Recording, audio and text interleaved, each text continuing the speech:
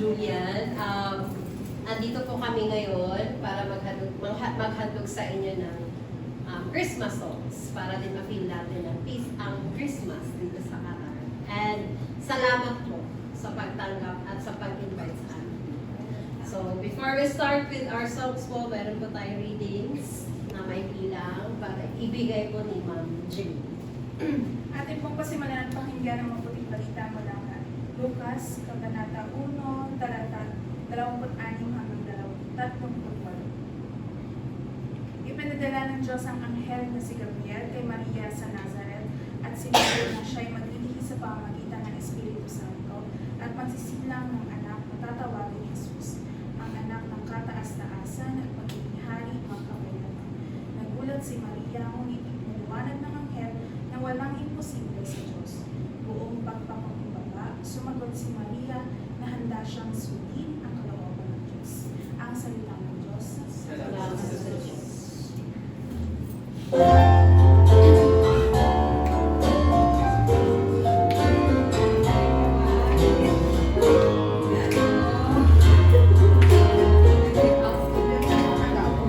Simbang gabi na naman, tayo'y gising na, patulog pa lang ang buwan.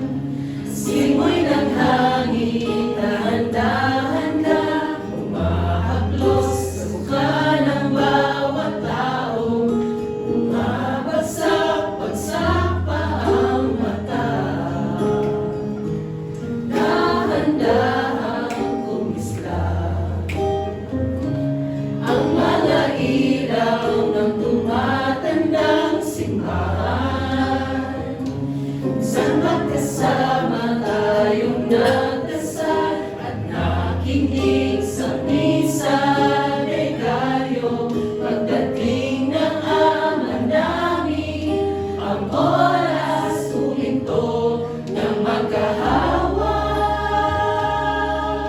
Ang aming mga kamay, umawit mga ulap at sabay nagsiawit ang mga anghel sa langit.